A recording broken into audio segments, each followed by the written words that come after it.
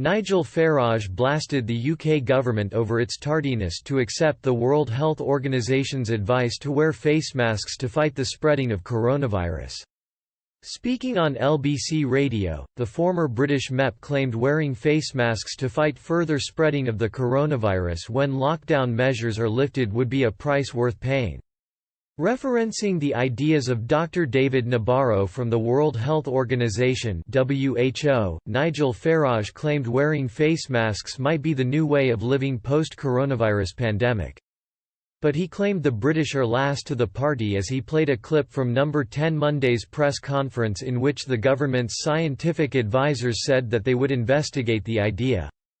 He said, "It is possible that at some point in the next few months this virus dies out as many flu viruses do, and we can all go back to the way we were before and life carries on as normal. But there are viruses such as the common cold which have been around for. It's quite possible that this particular virus is in that category. I don't know, but I do personally think that the wearing of masks makes people feel a bit more confident. I think it would stop the spread, certainly those who are carrying the common cold or other things, it would stop the spread of that. And I don't want to wear a mask really, but if the wearing of masks means we can start to open up garden centers and other types of businesses the way the Austrians and others are doing, then I think it will be a price worth paying.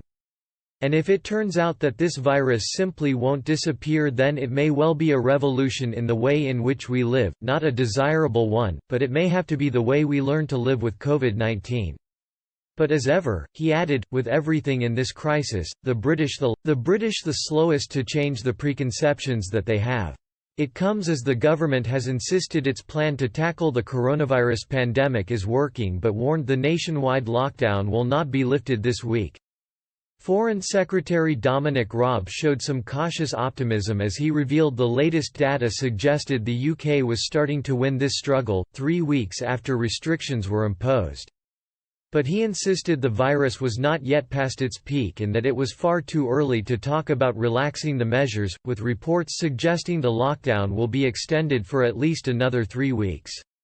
Speaking at Monday's Downing Street press conference, he praised the public for staying at home over the Easter weekend, and added, "Our plan is working.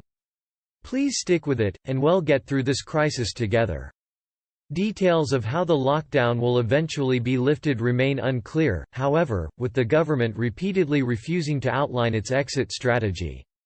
Scientists advising the government are expected to meet this week to review the latest figures, but Mr. Raab insisted it was crucial. It came as the World Health Organization said restrictions should be lifted slowly and not all at once to avoid a resurgence of the virus, and only if appropriate measures are in place, including significant capacity for contact tracing. But experts have also warned that the public's strong support to stick to the lockdown measures won't last and the government needs to find a way to tell the nation about how it will be eased. Professor Linda Bald, of the University of Edinburgh, said the public was now steeling itself for a continuation of the lockdown. Amid an atmosphere where support for the measures remains high, compliance is generally good and concern about the virus is at the forefront of people's minds. But this won't last, she warned. The social, economic and health effects of lockdown are accumulating. There will come a tipping point when the cost of the current restrictions